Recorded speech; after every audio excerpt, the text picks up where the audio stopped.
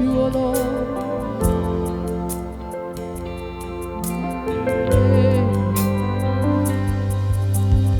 இறைவான ஆவியானவரே, நீர் வரும்போது குறைவுகள் மாறுமே. இறைவான ஆவியானவரே, நீர் வரும்போது குறைவுகள் மாறுமே. நீர் வந்தால் சூழ்நிலை மாறுமே. முடியாதது சாத்தியமாகுமே.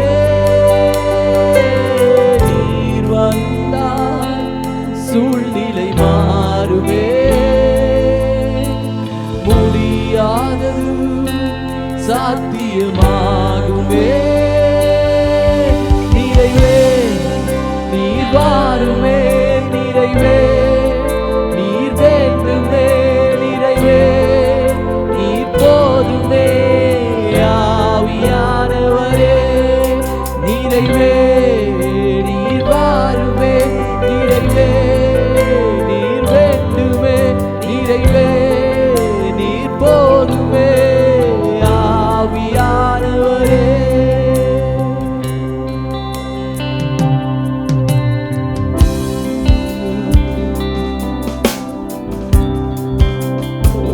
நீரே எங்கள் பலன், நீரே எங்கள் நம்பிக்கை, நீரே எங்கள் உயர்ந்த அடைக்கலம். உம்மை உயர்த்துகிறோம். ஹல்லேலூயா.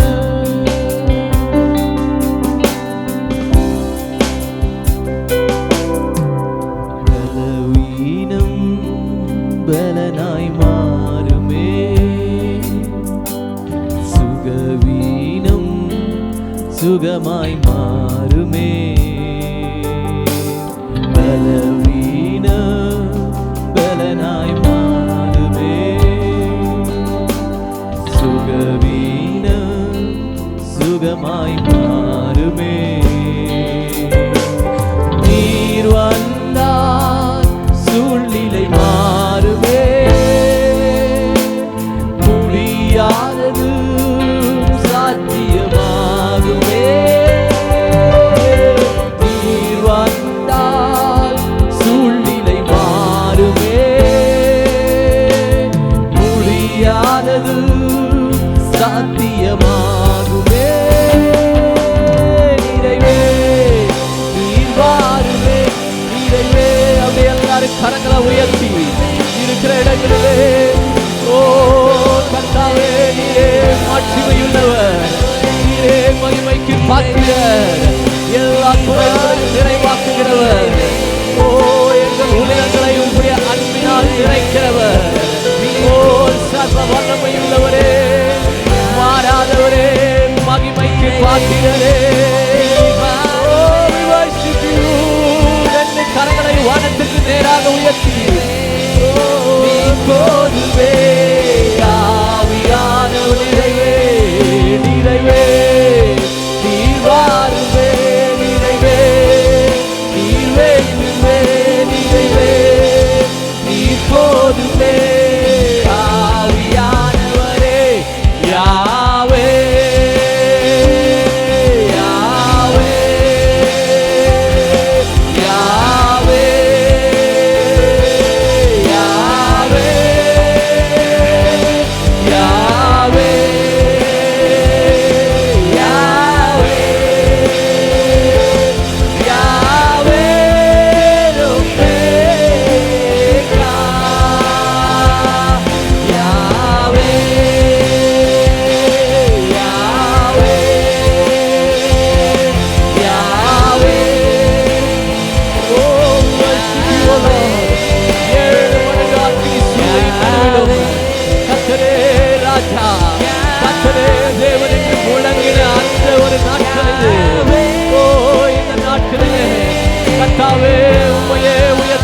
அபிஷேகம் குடும்பங்களுக்குள்ள கடந்து வருவதாக. பயங்கள் நீங்குவதாக. கலக்கங்கள் நீங்குவதாக. சர்வ வல்லமை உள்ள தேவனாகிய கர்த்தருடைய ஆளுகை குடும்பங்களுக்குள் கடந்து வருவதாக. சோர்வான இருதயங்கள் பலனடைவதாக. ஒரு உயிர்ப்பிக்கும் வல்லமை கடந்து வருவதாக. யாவே யாவே யாவே ருபேகா யாவே ருபேகா யாவே ருபேகா. நல்ல கரங்களை தட்டி பிதா குமாரன் பரிசுத்த ஆவியாகிய தேவனே, உம்மை இந்த காலை வேளையில உயர்த்துகிறோம். நீரே எங்களை காக்க வல்லவர் அப்பா. உம்மை உயர்த்துகிறோம், தொழுது கொள்ளுகிறோம் இயேசுவின் நாமத்தில் பிதாவே, ஆமென் ஆமென். உங்கள் யாவரையும் ஆண்டவருடைய நாமத்தினாலே நான் வாழ்த்துகின்றேன். 5வது ஞாயிற்றுக்கிழமையாக வீட்டிலே குடும்ப ஆராதனையாக ஞாயிறு ஆராதனையை நாம் நடத்தி கொண்டு வருகின்றோம். தேவ பிரசன்னம் உங்களோடு கூட இருப்பதாக. இந்த வாரத்திலும் தொடர்ந்து பேதுருவினுடைய வாழ்க்கையை நாம் பார்க்க போகிறோம். போன வாரத்தில் நாம் ஒரு அறிமுகமாக சில காரியங்களை பார்த்தோம். இந்த வாரத்தில் ஏன் பேதுரு விசேஷமாக எண்ணப்பட்டார், ஏன் பேதுரு ஆண்டவர் தெரிந்து கொண்டார். பைபிளில் பார்த்திங்கன்னா பேதுருக்கு ரொம்ப முக்கியமான இடம் கொடுக்கப்பட்டிருக்கிறது. அப்போஸ்தலர் முதல் 12 அதிகாரம் பேதுரு பற்றி தான் வருது. சுவிசேஷங்கள் அதிகமாக பேதுரு பற்றி வருது. அப்போது இன்றைக்கி கொஞ்சம் அவருடைய கேரக்டரை நம்ம பார்க்க போகிறோம். நீங்கள் மத்தேயு 10 அதிகாரம் 2 வசனத்தை முதலாவது நாம் பார்ப்போம். அங்கே இவ்விதமாய் வருகிறது. மத்தேயு 10:2 அந்த 12 அப்போஸ்தலருடைய நாமங்களாவன அப்படின்னு சொல்கிறார். அதான் 12 பேரை நான் சொல்ல போகிறேன். மத்தேயு எப்படி ஆரம்பிக்கிறார்னா, முந்தினவன் பேதுரு எண்ணப்பட்ட சீமோன் அப்படிங்கிறார். அதுக்கப்புறம்தான் மற்ற 11 பேரை கொண்டு வரார். இதே மாதிரி மார்க்காக இருக்கட்டும், லூக்காவாக இருக்கட்டும், எல்லாருமே பேதுரு பேரை தான் முதல்ல எழுதுகிறாங்க.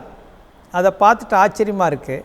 இங்கே மத்தேயு எழுதும் பொழுது என்னென்னு எழுதுகிறாரு, முந்தினவன் என்ற ஒரு பதத்தை யூஸ் பண்ணுறார். முந்தினவன் பேதுரு. முந்தினவன் அடிக்கடி அந்த காலத்தில் சொல்லுவாங்க, பேதுருனா முந்திரி கொட்டை, எல்லாத்துக்கும் அவர் முன்னால் போயிடுவார். அது உண்மைதான். இயேசுவிற்காக முந்தினவனாக இருப்பது தவறு கிடையாது. உலகத்தில் முதலிடம் வைக்கிறது அல்லது மற்ற காரியம் இருக்கிறது விட இயேசுவுக்காக ஒரு ஆள் முந்திக்கிறது தவறு கிடையாது. ஸோ பேதுருக்கு தான் அந்த பேர் பைபிளில் கிடச்சிருக்குது. அழகாக எழுதுகிறார், முந்தினவன் எல்லாவற்றுக்கும் முந்தி நிற்பார். நீங்கள் ஆதி சபை சரித்திரத்தை பாருங்கள். அப்போஸ்தலர் 1 அந்த மேல் வீட்டு அறையில் கூடிய லிஸ்ட்டு கொடுக்கும் பொழுது அங்கேயும் அதே எழுதியிருக்குது. பேதுரு பேர் தான் அங்கே ஃபஸ்ட்டு வருது. பேதுரு தான் ஃபஸ்ட்டு எந்திரிக்கிறார். அவர் தான் ஃபஸ்ட்டு பிரசங்கம் பண்ணுறாரு. அவர் தான் ஃபஸ்ட்டு ஆல்டர் கால் கொடுக்குறாரு. அவர் தான் ஃபஸ்ட்டு ஆவியில் நிறையருக்கு விளக்கம் கொடுக்குறாரு. அவர் பேசும்பொழுது தான் கொர்நேலியு வீட்டில் ஃபஸ்ட்டு புறஜாதிகள் ஆவியில் பிரசங்கம் பண்ணவே நிரப்பப்படுறாங்க. இயேசு உயிரோடு கூட எழுந்த உடனே முதல்ல போய் பேதுருக்கு சொல்லுங்க அப்படிங்கிறார். பவுலே ஒரு இடத்துல சொல்கிறாரு, கேபாவுக்கு தரிசனமான பிறகு தான் எனக்கு ஆண்டவர் தரிசனமானார், கேபாவுக்கும் பின்பு 12 பேருக்கும் அப்படிங்கிறார். அப்போ பேதுரு எல்லாவற்றிலும் முந்தினவன். நான் இன்னைக்கு எதுக்கு இந்த ஃபஸ்ட்டு பாயிண்ட் உங்களுக்கு சொல்கிறேன்னா, எதுக்கு இந்த அறிமுகம் சொல்கிறேன்னா, நீங்கள் கூட ஆவிக்குரிய காரியத்தில் முந்தினவர்களாக இருக்கணும்னு நீங்கள் பிரயாசப்படணும். இந்த கொரோனா வைரஸ் நிறைய பேரை முந்தி கொண்டு வந்துச்சுன்னு நினைக்கிறேன். பைபிள் ஒரு வசனம் வருது, முந்தினோர் பிந்தினோர் பிந்தினோர் முந்தினோர்னு சொன்ன மாதிரி இந்த கொரோனாவுக்கு பிற்பாடு ரெண்டுமே நடக்கும். பிந்தினோரெல்லாம் முந்தினோராவாங்க, முந்தினோர் பிந்தினோராகிறதுக்கும் வாய்ப்பு இருக்குது உலக பிரகாரமாக. உங்களோட அது நமக்கு பாயிண்ட் இல்லை. நாம் எப்பொழுதும் முந்தினவர்களாகவே இருக்க வேண்டும் என்று பிரயாசப்பட வேண்டும். அதாவது ஆவிக்குரிய காலத்தில், ஆவிக்குரிய வாழ்க்கையில். சரி, நீங்கள் பேதுருவுடைய வாழ்க்கையை நீங்கள் பார்க்கும் பொழுது இதை அப்போஸ்தலனாகிய பவுல் 1-2 இடங்கள் அவரை பற்றி கேபா நம்ம போன வாரம் பார்த்து இல்லைங்களா, அதை குறிப்பிடுறார். உதாரணமாக 1 கொரிந்தியர் 1:12 பார்த்தீங்கன்னா ஆதி சபை எப்படி இருந்து நீங்கள் பார்ப்பீங்க. அந்த வசனத்தை படித்தா உங்களுக்கு சிரிப்பாக இருக்கும். 1 கொரிந்தியர் 1:12 ஸ்க்ரீனில் பாருங்கள். உங்களில் சிலர் நான் பவுலை சேர்ந்தவன் என்றும், நான் அப்போலோவை சேர்ந்தவன் என்றும், நான் கேபாவை சேர்ந்தவன் என்றும், நான் கிறிஸ்துவை சேர்ந்தவன் என்றும் சொல்லுகிறபடியால் நான் இப்படி சொல்லுகிறேன். ஆதி சபையிலேயே 4 டிவிஷன்ஸ் இருந்தது. 4 கட்சின்னு சொல்லலாம். ஒரே சபை தான் பாருங்கள், கொரிந்து சபை. அதில் பார்த்தீங்கன்னா என்ன சொல்கிறாங்க, நான் கொஞ்சம் பேரெல்லாம் ஒன்றா சேர்ந்துட்டானுங்களா அப்போலோ, இன்னும் கொஞ்சம் பேர் நாங்கள்லாம் கேபானா பேதுரு, இன்னும் கொஞ்சம் பேர் நாங்கள் பவுல். இதை விட ரொம்ப சூப்பர் பரிசுத்தம் உள்ளவங்க நாங்கள் யார் பக்கம் இல்லை, நாங்கள் எல்லாம் ஜீசஸ் இயேசு தான். எந்த பாஸ்டருக்கும் நாங்கள் கட்டுப்பட்டு போக மாட்டோம். டைரெக்டாக இயேசு பேசினா தான் நாங்கள் கேள்வி. இன்றைக்கும் சபையில் அப்படி இருக்காங்க. அப்போ ஏன் இதை படித்தேன்னா, இவங்க 3 பேருமே ரொம்ப ஆதி சபையை இன்ஃப்ளூயன்ஸ் பண்ணினவர்கள். அதாவது கேபா, பவுல், அப்போலோ. அடிக்கடி இவங்க பேர் வரும். இன்னும் நீங்கள் பார்த்தீங்கன்னா மறுபடியும் 1 கொரிந்தியர் 3:22 பவுல் சொல்கிறாரு, பவுலாகிலும் அப்போலோவாகிலும் கேபாவாகிலும் அப்படிங்கிறார். அப்போ நீங்கள் புரிஞ்சுக்கணும், அப்படிலாம் இருந்திருக்கிறாங்க. பேதுரு ரொம்ப முக்கியமான ஒரு தூணாக இருந்திருக்கின்றார். கலாத்தியர் 2:9 எனக்கு அளிக்கப்பட்ட கிருபை அறிந்தபோது தூண்களாய் எண்ணப்பட்ட யாக்கோபும் கேபாவும் யோவானுங்கிறார். நீங்கள் ஒரு சபைக்கு போய்கொண்டிருப்பீர்கள் என்றால் நாளடைவில் நீங்கள் அந்த சபையிலே ஒரு தூணாக இருக்க வேண்டும். துரும்பல்ல, தூணாக இருக்கணும் சபையில். அந்த சபையினுடைய ஊழியக்காரனுக்கு நீங்கள் அவ்வளோ ஒரு உதவியாக இருக்க வேண்டும். அதுதான் முந்தினவன் பேதுரு குறித்து அப்படி தான் சொல்லப்பட்டிருக்கு. அந்த பேதுரு, யாக்கோபு, யோவான் இவங்க 3 பேர் தான் ஆண்டவருடைய இன்னர் சர்க்கிள் என்று சொல்லுவார்கள். இவங்க 3 பேருமே அவ்விதமாக தூண்களாக இருந்தார்கள். அருமையானவர்களே, இன்றைக்கி நம்ம பேதுரு வாழ்க்கை படிக்கிற இந்த நாளில் முதல் முந்தினவன் நானும் எல்லாத்துக்கும் முந்திக்கணும். உலக காரியத்துக்கு நான் பிந்திக்கணும். ஃபாஸ்டிங் ப்ரேயரா, ஓகே நான் வரேன். ஊழியம்மா நான் வரேன். ஞாயிற்றுக்கிழமை சர்ச்சுக்கு ஆராதனை டைமாக முந்தி வரணும். அதான் என்னோட அர்த்தம். முந்தினவன், எல்லாவற்றிலும் முந்தினவன். கர்த்தருக்கு கொடுக்கறதா நான் முந்தி கொடுக்குறேன். ஊழியம்மா சீசனா நான் வரேன் முன்னால். அதுதான் இந்த கொரோனா பிற்பாடு நமக்குள்ள மாபெரும் மாற்றம் ஏற்பட வேண்டும். இவ்வளோ காலம் பிந்தினோராய் நம்ம வாழ்ந்துட்டோம். இனி இல்லை, நான் முந்தினவனாய் ஆவிக்குரிய காரியத்தில் இனி நான் முதல் ஆளாக இருக்கேன். அது தவறு கிடையாது. ஒரு போட்டி இருக்கணும். ஆவிக்குரிய வாழ்க்கையில் கட்டாயமாக ஒரு போட்டி இருக்கும். வேறு எதுக்காக கூப்பிட்றாங்க, சரி நீங்களாம் போய் முன்னால் விளையாடுங்க, நான் பின்னால் வரேன்னு சொல்லுங்கள். ப்ரோக்ராம் எதாவது கூப்பிட்றாங்க, ஜாலியான ஓகே நீங்களாம் போங்க, நான் பின்னால் வரேன். ஆவிக்குரிய ப்ரோக்ராம்னா நான் முதல் ஆளாக போகணும். பேதுருனுடைய வாழ்க்கையில் நீங்கள் அதை தான் படிச்சு.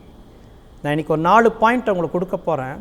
அவன் எப்படியெல்லாம் அந்த முந்தி வரணும்னு ஆசைப்பட்டான் அப்படிங்கிறத நீங்கள் அறிந்து கொள்வீர்கள். சரி, முதல் காரியத்தை நம்ம பார்ப்போம். மத்தேயு 14ஆம் அதிகாரம் 24 28 வசனம் முடிய நீங்கள் வாசித்து பார்த்தீங்கன்னா, அங்கே சீஷர்கள் படவில் போகிறாங்க. இயேசு முன்னாலேயே ஒரு ஊருக்கு போயிட்டார். இவங்களை வர சொல்லிவிட்டு நான் பின்னால் வரேன் நீங்கள் போங்கன்னு போயிட்டார். இவங்க போயிட்டுருக்கிறாங்க ஆண்டவர் சொன்ன ஊருக்கு. நீங்கள் அந்த பகுதி பாருங்கள். போகும் பொழுது என்ன நடக்குது, நடுக்கடலில் படகு போயிடுச்சு. எப்பொழுதுமே இந்த மிடில் ஆஃப் த ஜர்னி நடுவில் போயிட்டாங்க. நடுவில் போன உடனே எதிர்காற்று, பயங்கரமாக எதிர்காற்று. அப்போ ஆண்டவர் தான் போக சொன்னார். போகிறாங்க. போகிற வழியில் பார்த்திங்கன்னா நடுவில் போன உடனே பிரச்சனை. இந்த பக்கம் போகிறனாலும் பாதி தூரம் போகணும், இந்த பக்கம் போகிறனாலும் பாதி தூரம். இக்கட்டான ஒரு சூழ்நிலை. ஓகே சரி சமாளிக்கலாம். அடுத்தது என்ன வருது, அந்த சூழ்நிலையில் ஏற்கனவே எதிர்காற்றில் அலைவுபட்டு கஷ்டப்பட்டுருக்கிறப்பல யாரோ ஒருவர் நடந்து வர்ற மாதிரி ஸ்ரீஷர்கள் பார்க்குறாங்க. இயேசு தான் வராரு. ஆனால் இயேசுன்னு அவங்களுக்கு அடையாளம் உடனே கண்டுபிடிக்க முடியல. உடனே அதை பார்த்துட்டு என்னென்னு சொல்கிறாங்க, ஆவேசம், அதாவது ஸ்பிரிட்டு, கோஸ்ட்டு, ஆவி. ஆண்டவரே பிசாசுன்னு சொல்கிற மாதிரி தான் அதனுடைய அர்த்தம். ஐயோ என்னமோ ஆவி வருது, ஆவின்னு சொல்லி அவங்க பயப்படுறாங்க. அப்போது கவனிங்க, ஏற்கனவே ஒரு பிரச்சனையில் இருக்கிறாங்க, அலையப்பட்டு இருக்குது எதிர்காட்டில். மறுபடியும் செகண்ட் பிரச்சனை மாதிரி தேவையான பிரச்சனையில் அது பிரச்சனை மாதிரி பார்க்குறாங்க. சில நேரங்களில் ஆண்டவர் நமக்கு உதவி செய்ய வந்தாங்க கூட அது ஒரு பிரச்சனை மாதிரி தான் பார்க்குறாங்க. இந்த சின்ன பிள்ளைகள்லாம் பாருங்கள், டாக்டர்கிட்ட கொண்டு போகிறோம், அவர் ஊசி போடுறார், நன்மைக்கு தான் போடுறார், ஆனாலும் அந்த டாக்டர் என்னவா பார்ப்பாங்க, ஒரு எதிராளியாக தான் பார்ப்பாங்க.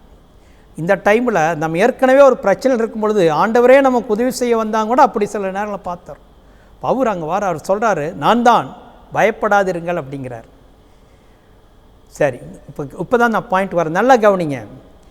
எதிர்காற்றாக இருக்குது, ஆவேசம் மாதிரி பார்க்குறாங்க, பயத்தில் அலறாங்க. பைபிள் எழுதியிருக்குது, அவங்கெல்லாம் 26 பாருங்கள், பயத்தினால் அலறினார்கள்.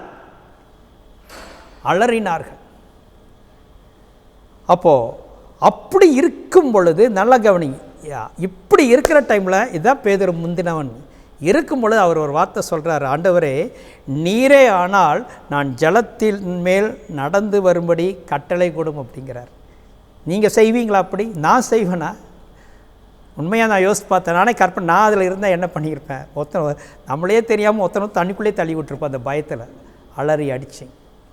இவர் என்ன சொல்கிறாரு, நீரே ஆனால் நான் நடந்து வர கட்டளையிடும். எப்படி, எங்கிருந்து இந்த தைரியம் வந்தது, எங்கிருந்து இந்த விசுவாசம் வந்தது? அதுதான் அவர் முந்தினவர். சூப்பர் நேச்சுரல் எக்ஸ்பீரியன்ஸை அனுபவிக்கணும், அதில் பங்கெடுக்கணும், நான் அதை செய்யணும்னு சொல்லி அவருக்குள்ள ஒரு ஆர்வம் இருந்தது. ஆகவே தான் தேவன் பேதுருவை தெரிந்து கொண்டார். சூப்பர் நேச்சுரல் மாறணும், ஏதோ போனோம் சாதாரணமாக வாழக்கூடாது, இன்றைக்கி நான் தண்ணி மேலே நடந்துடணும் அப்படின்னு அவருக்குள்ள ஒரு ஆசை. பாருங்க, இன்றைக்கி நம்ம ஆளுங்க சாதாரண தரையில் நடக்கிறக்கே யோசிப்பா, நீ என்னை பிடி உன்னை பிடின்னு கேட்பா. பார்த்துருக்கீங்களா? ஒரு படியை விட்டு இறங்குறக்கே ஆள் கையை பிடிக்க வேண்டியதாக இருக்கும். இவன் தைரியமா, நீரே ஆனால் நான் நடந்து வர கட்டளையிடும், நடக்கிறேங்கிறான். அப்போது ஆண்டவர் என்ன சொன்னார், கம் வா அப்படின்னார். ஆனால் அந்த வார்த்தை கேட்ட பிற்பாடும் பேதுரு ரைட் அப்படின்னு சொல்லி அந்த கால் எடுத்து வைக்கிறார்ல, அதுதானுங்க விசுவாசம். அதுதான் விசுவாசத்தின் படி. தைரியமாக அந்த இக்கட்டான சூழ்நிலையில் தைரியமாக கர்த்தருடைய வார்த்தைக்கு கீழ்ப்படிஞ்சு விசுவாசித்து பேதுரு போனான்.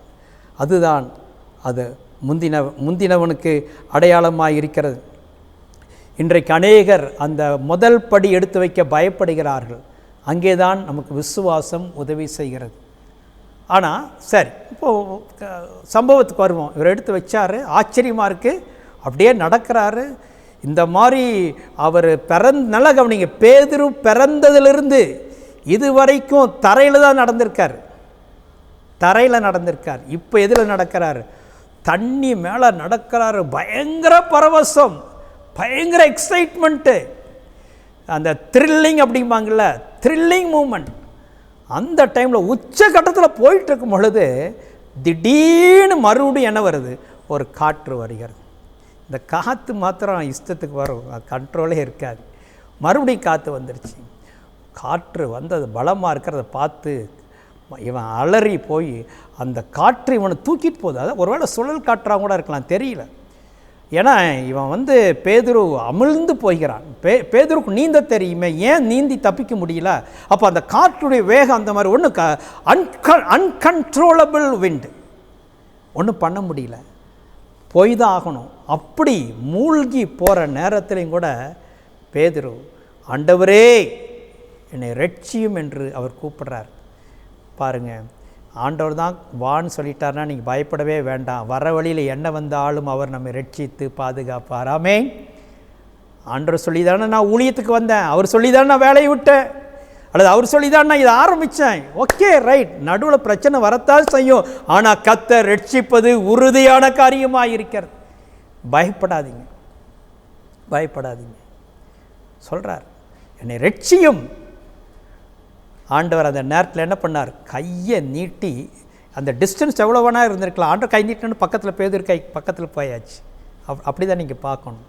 ஒருவேளை டிஸ்டன்ஸ் 100 மீட்டர் இருந்திருக்கலாம், அல்லது 10 அடி இருந்திருக்கலாம், நமக்கு ஒன்றுமே தெரியாது. ஆனால் அவர் கையை நீட்டினார், எங்கிருந்தாலும் நமக்கு உதவி கிடைக்கும். அற்புதமாக பேதுரு அன்று காப்பாற்றப்பட்டார். அவருக்கு எவ்வளோ சந்தோஷமாக இருக்கும். நல்ல வேலை நான் எடுத்து. சரி, நான் உங்களை கேட்குறேனே, இப்போது இதை பார்த்துட்டு பேதுரு நடந்ததையாவது பார்த்துட்டு மீதி இருக்கிற 11 பேர் கேட்டிருக்கலாமே இயேசுகிட்ட, ஆண்டவரே நானும் நடந்து வரேன், எனக்கும் ஒரு சான்ஸ். இல்லையே, கேட்கலையே. அவ்வளோ தூரம் நடந்து எல்லாமே பார்த்தும் கூட யாருமே முன்னுக்கு வரலையே. அப்போ பேதுரு பாருங்க எவ்வளவு விசேஷமானவராக இருக்கார். இப்போ நாமெல்லாம் ஒன்று பார்த்தோம்னா குழந்தைய விளையாட்டெல்லாம் விளையாடும் பொழுது என்ன பண்ணுவாங்க, ஒரு குழந்தை ஜம்ப் பண்ணுது, உடனே அடுத்த குழந்தை என்ன சொன்ன, நானும் ஜம்ப் பண்ணுறேன். அது இயற்கை. ஆனால் இங்கே யாருமே முன் வரலையே. they did not want to take risk. அப்போது பேதுரு எவ்வளவு ஆவிக்குரிய காரியத்தில் முந்தினவனாய் உற்சாகமுடையவனாய் அவன் காணப்பட்டான் என்று நாம் பார்க்கிறோம். ஆண்டவர் நம்மிடத்திலேயும் அதை எதிர்பார்க்கிறார்.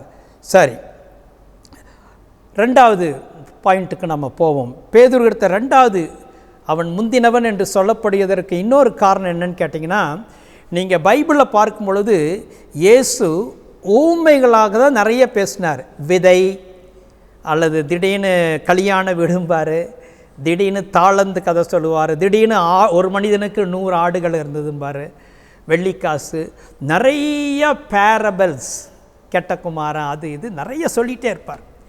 அப்போது குறிப்பிட்ட ஒரு காரியத்தை ஒரு இடத்துல சொல்கிறாரு, வாய்க்குள்ளே போகிறது உங்களை தீட்டுப்படுத்தாது, வெளியில் வர்றதான் தீட்டுப்படுத்தும்னு ஒரு இடத்துல சொல்கிறார்.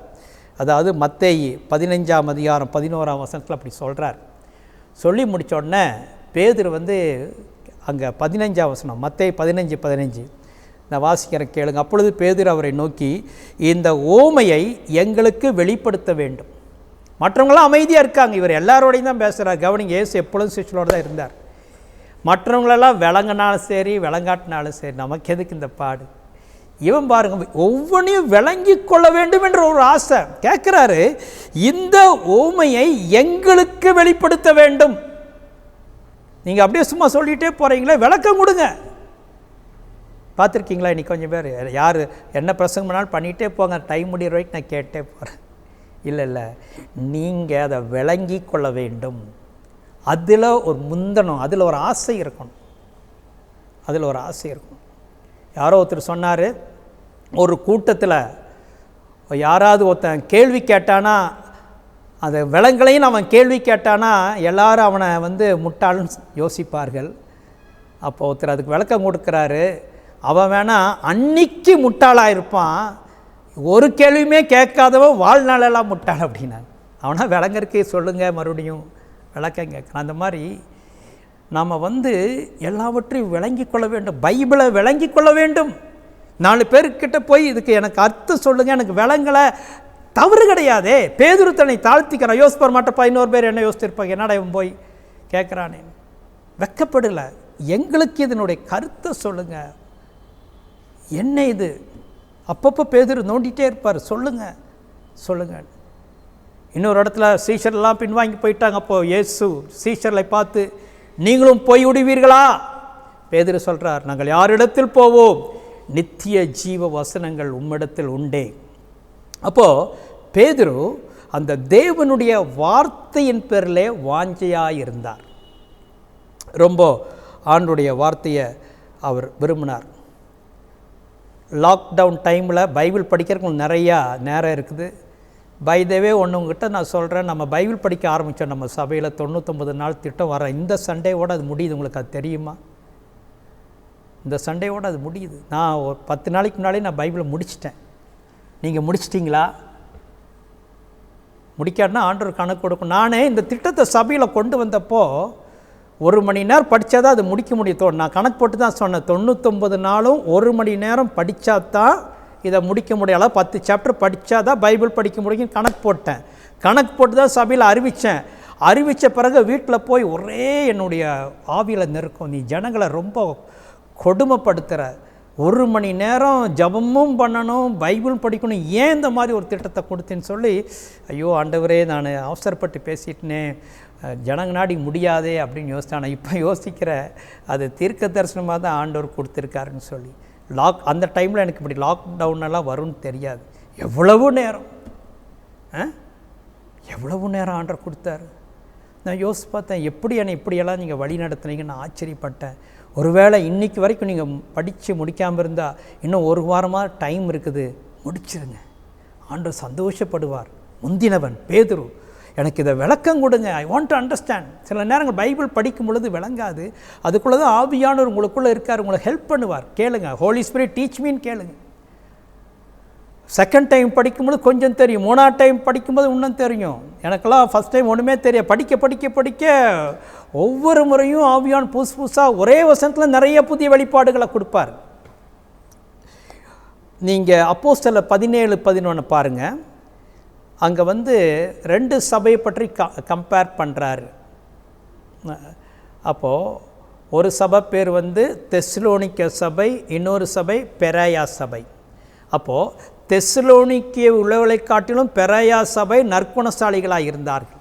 அப்படித்தான் பைபிள் எழுதியிருக்குது பாருங்கள். அந்த பட்டணத்தார், அதாவது பெராயா பட்டணத்தார் மனோ வாஞ்சையாய் வசனத்தை ஏற்றுக்கொண்டு காரியங்கள் இப்படி இருக்கிறதா என்று தினந்தோறும் தினந்தோறும் எவ்ரி சிங்கிள் டே தினந்தோறும் படிக்கிறதில்ல, வேத வாக்கியங்களை ஆராய்ந்து பார்த்ததினால் தெஸ்ஸலோனிக்கையில் உள்ளவர்களை பார்க்கலும் நற்குணசாலிகளாக.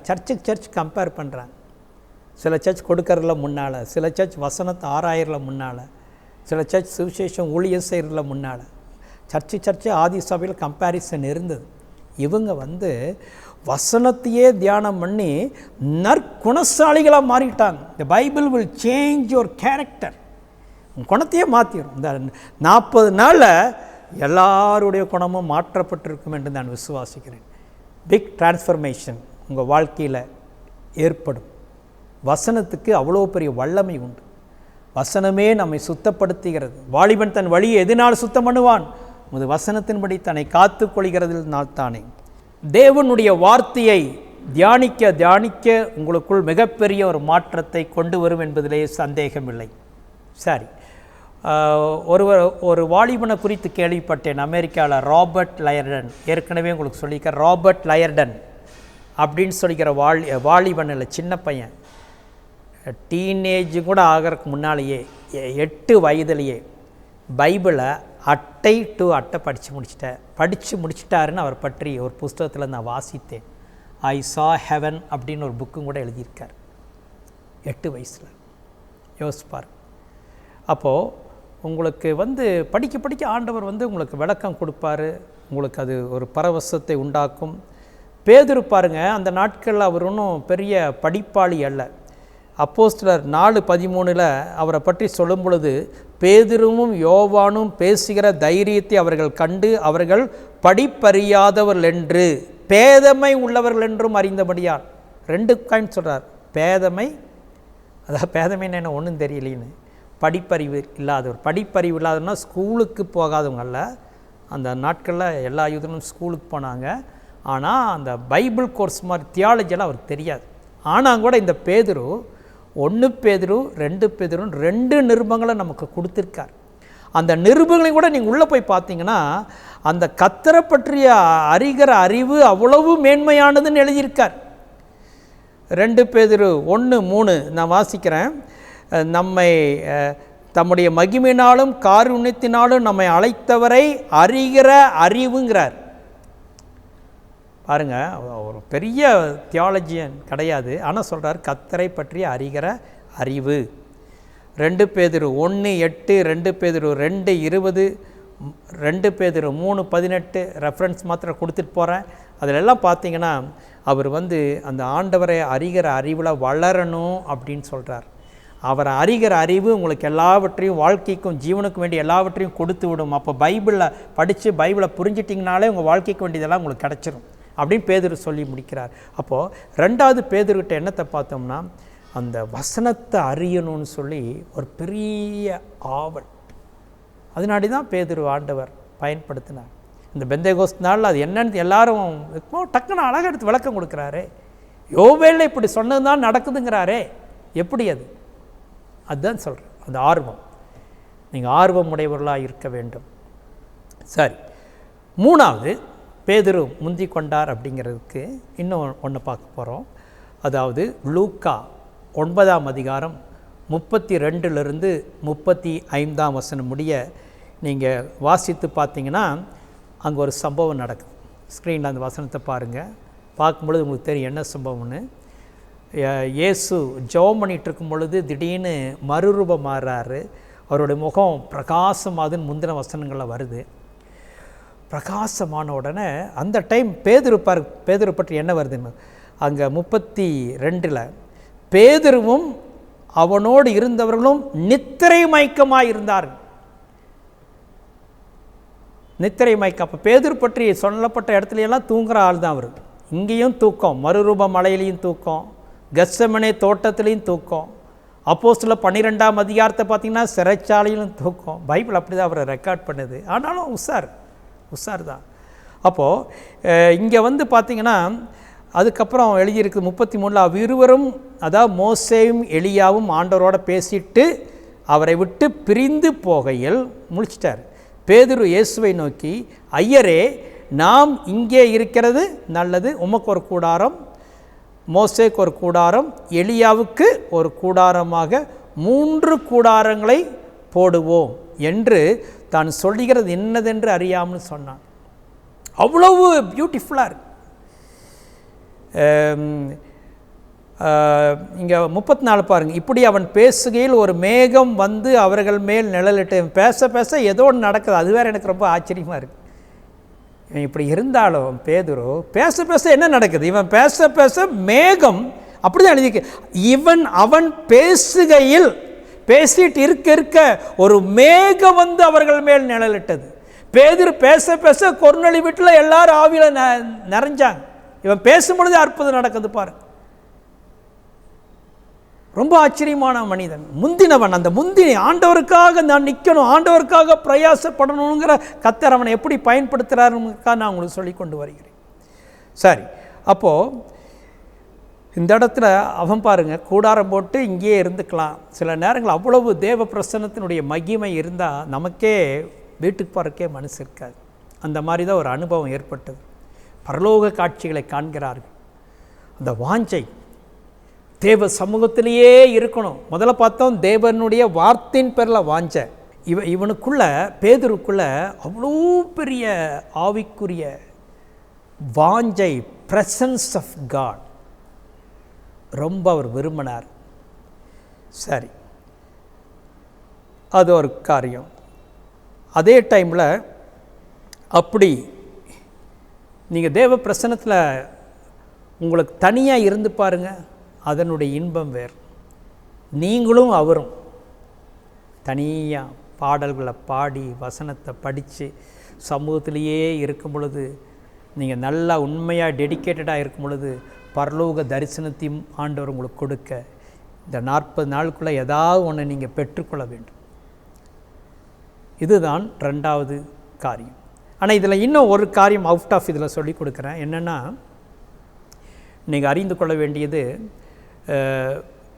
பேதுருக்குள்ளே பார்க்கும் பொழுது நம்ம அந்த தேவனுடைய சத்தங்கள் நமக்குள்ளே வர்றதை நீங்கள் அறிந்து கொள்ள வேண்டும்.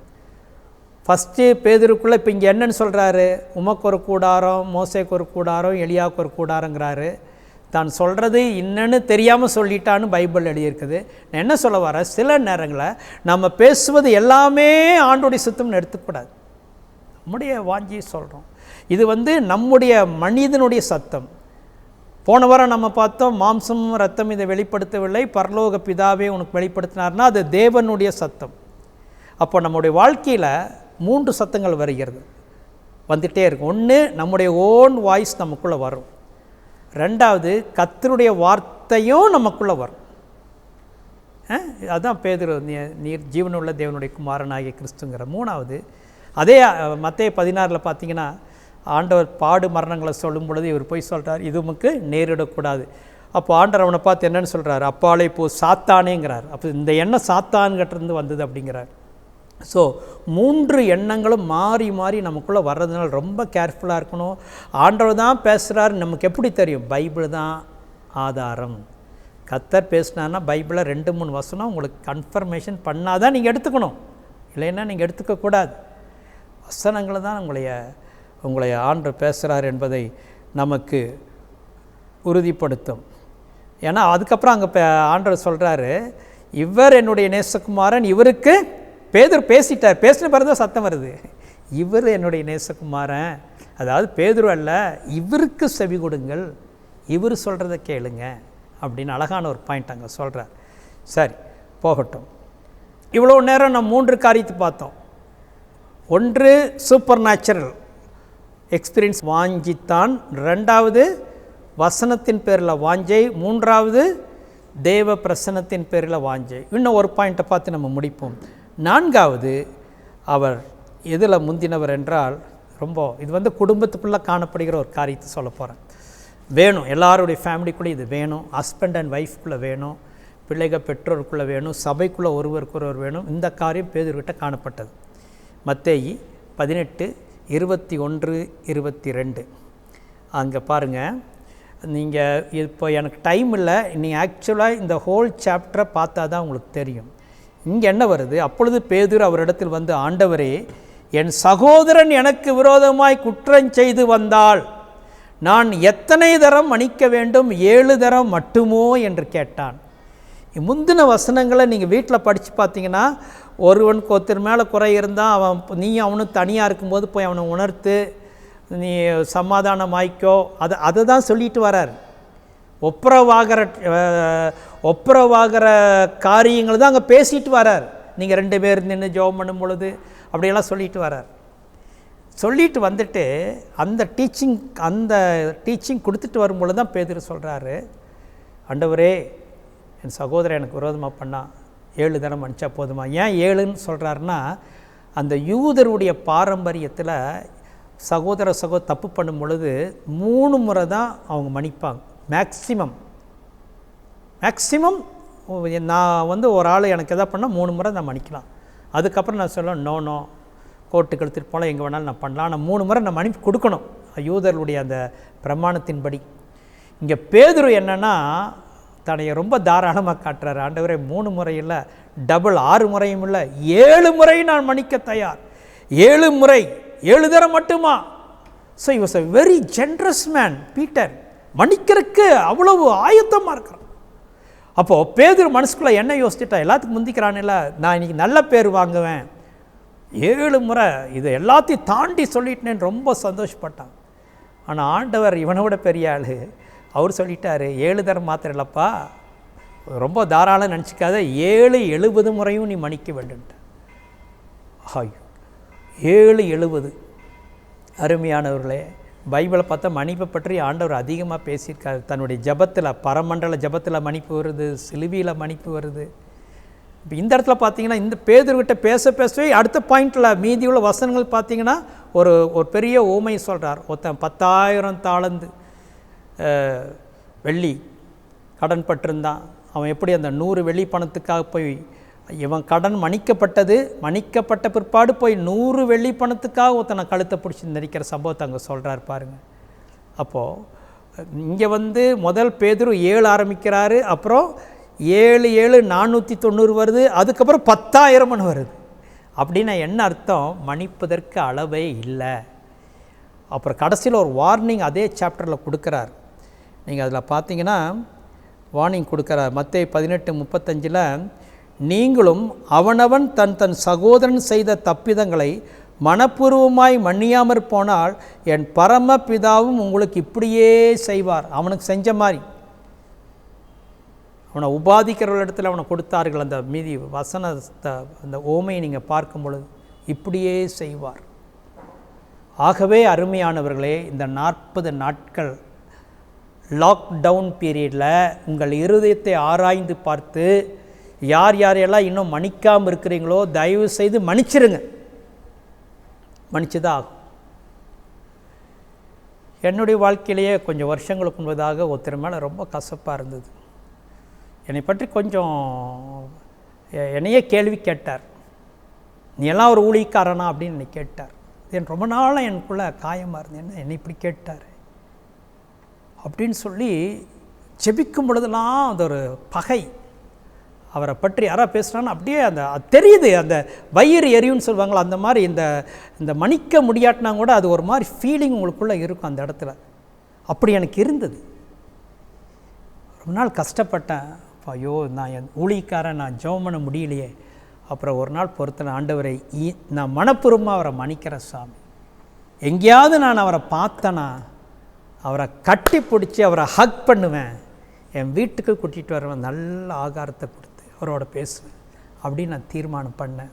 ஆனால் அதுக்கப்புறம் நான் அவரை பார்க்க முடியல. என்னுடைய ஊரில் அவர் இல்லை.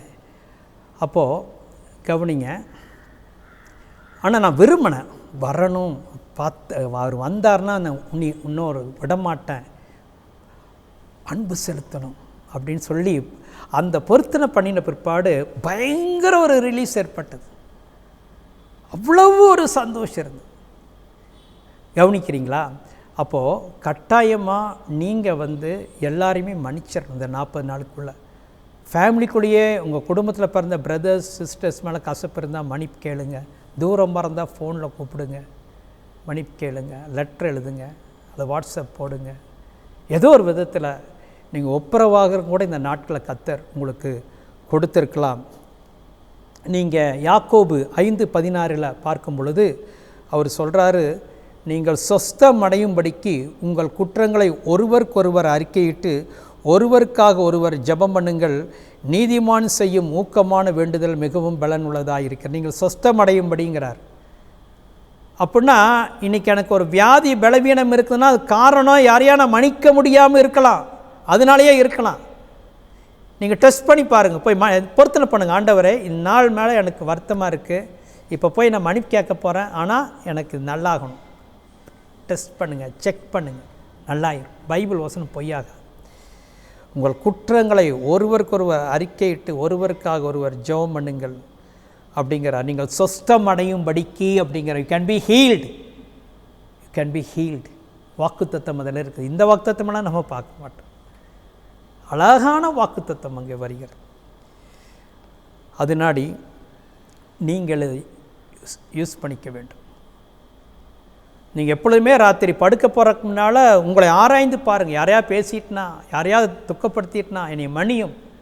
ஆண்டவர் எந்த நேரம் வந்தாலும் அவருடைய வரி போகிறக்கு நம்ம ஆயத்தமாக இருக்கணும். ஒருவேளை மரித்தாலும் நான் ஒப்புரவாகாமல் நான் எடுத்துக்கொள்ளப்பட முடியாதுங்கிற ஒரு பயம் இருக்கணும். நான் ஒப்புரவாகணும்.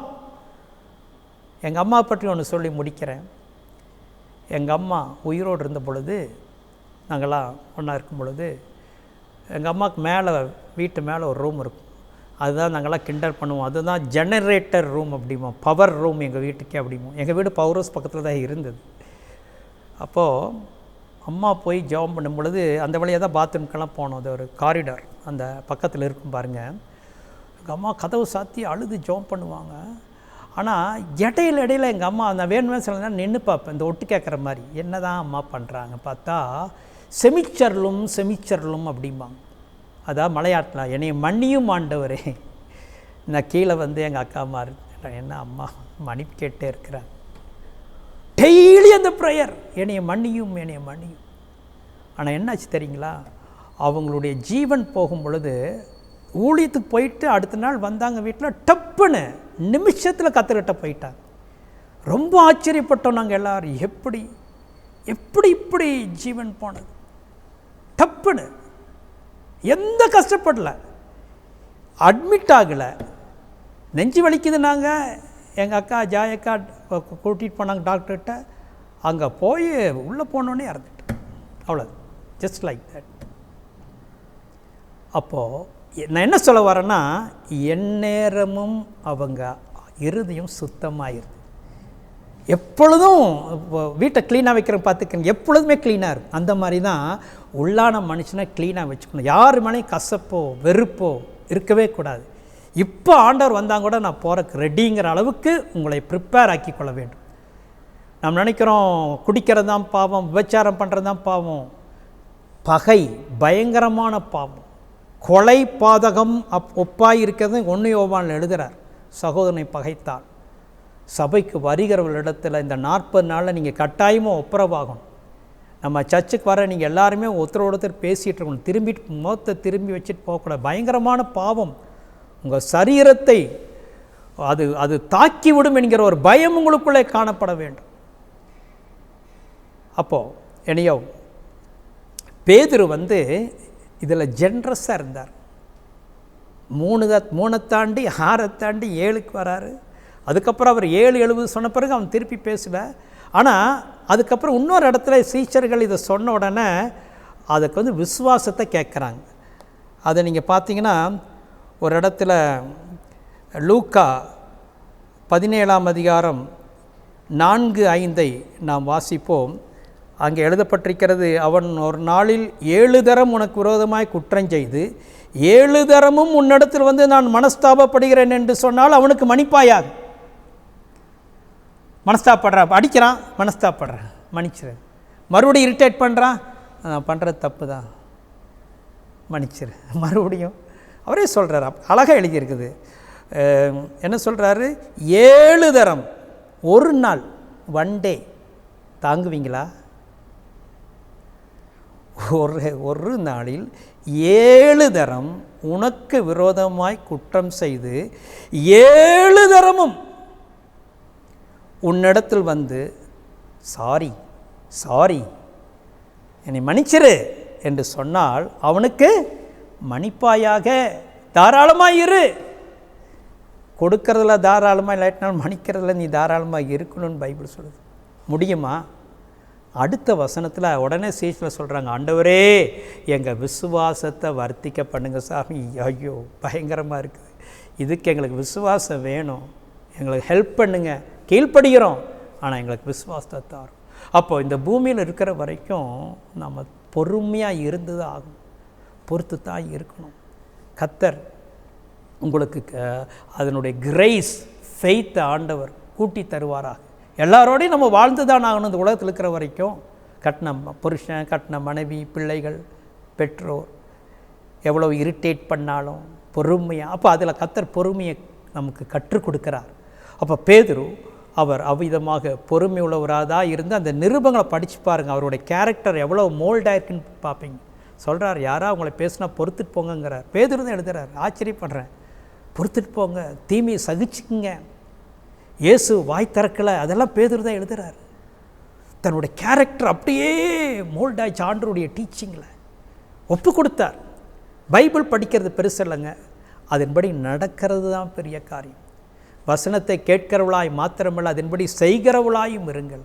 அருமையானவளை இந்த லாக்டவுன் பீரியடில் அநேகமாக அது கடைசி ஸ்டேஜில் வந்துட்டோம் நம்ம நினைக்கிறோம். கடைசி ஸ்டேஜ்னால் அந்த லாக்டவுன் முடிகிற ஸ்டேஜுங்கிற வந்துட்டோம் அப்படின்னு நான் விசுவாசிக்கிறேன். உங்களை ஆயத்தப்படுத்துங்க. நம்ம எல்லாம் பரிசுத்தப்படுத்தி ஒப்புரவாய் வரும்பொழுது சபையே ஒரு ஓவர் ஆயிலிங் பண்ண மாதிரி ஒரு தேவனுடைய நிறைவான பிரசன்னத்தையும் எழுப்புதலையும் பெறுவதற்கு கர்த்தர் இந்த நாட்களை நம்மை ஆயத்தப்படுத்துவாராக.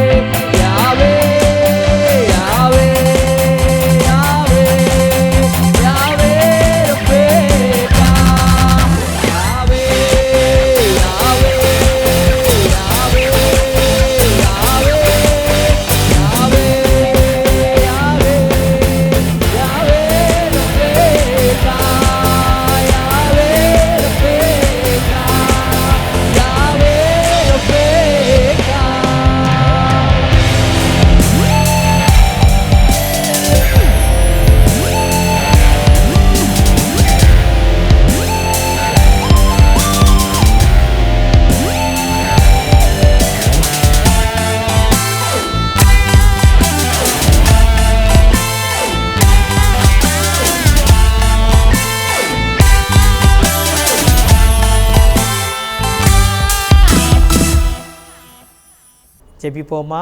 பரலோக பிதாவே, உம்முடைய பரிசுத்த நாமத்திற்கு ஸ்தோத்திரம். இன்று காலையில் நாங்கள் கேட்டுக்கொண்ட நல்ல தேவ வார்த்தைக்காய் ஸ்தோத்திரம். பேதுருனுடைய வாழ்க்கையை நாங்கள் தியானம் பண்ணியிருக்கிறோம். ஓ கர்த்தாவே, முந்தினவன் என்று பார்த்தோம் சாமி. எவ்வளவாக அவன் சூப்பர் நேச்சுரல் எக்ஸ்பீரியன்ஸ் அவன் விரும்பினான். தேவனுடைய வார்த்தையின் பேரில் அவ்வளவு ஆவலாக இருந்தான். தேவ பிரசன்னத்தின் பேரில் மன்னிக்கிறதற்கும் ரெடியாக இருந்தாரே சுவாமி. எங்களை அப்படி மாற்றும் ஆண்டவரே. இந்த 40 நாட்கள் எங்கள் கேரக்டர் மாறுவதாகப்பா. ஆண்டவரே, கர்த்தர் பேரில் இருக்கிற எங்களுடைய ஆசை அதிகமாவதாகப்பா. தகப்படே உமக்கு ஸ்தோத்திரம், ஸ்தோத்திரம், ஸ்தோத்திரம்.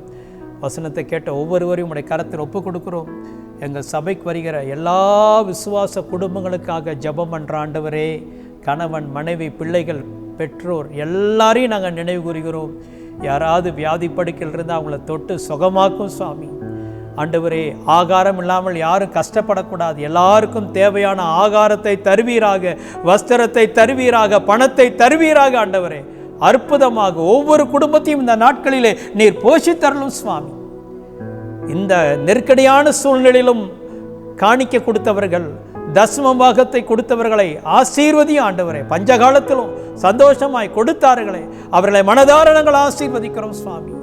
ஆண்டவரே, உமக்கு சோத்திரம், சோத்திரம், சோத்திரம். ஒவ்வொருவரையும் உடைய நன்மையினால் நிரப்பும் சுவாமி. எங்களை பரிசுத்தப்படுத்துவீராக. கொரோனா வைரஸினால் பாதிக்கப்பட்ட மக்களுக்காக ஜெபிக்கிறோம். அகில உலகத்துக்கு ஜெபம் பண்ணுகிறோம். அமெரிக்கா தேசத்துக்கு ஜெபிக்கிறோம். இத்தாலி, ஸ்பெயின், இங்கிலாந்து, ஐரோப்பா நாடுகள், எங்கள் இந்திய தேசம், ஆண்டவரே, அண்டை நாடுகள், எல்லா தேசத்தின் பேரில் இரக்கமாயிரும் ஆண்டவரே. இந்த நிலைமை சீக்கிரமாய் மாறட்டும். கர்த்தர் இறங்குவீராக. எங்கள் தேசம் சீக்கிரமாய் பழைய நிலைமைக்கு திரும்பி வர கர்த்தர் அனுக்கிரகம் பண்ணும். எங்கள் முதலமைச்சர், தேசத்தினுடைய பிரதமர் எடுக்கிற எல்லா முயற்சிகளுக்காக ஸ்தோத்திரம், ஸ்தோத்திரம். அவர்களை மனதார நாங்கள் ஆசீர்வதிக்கிறோம்.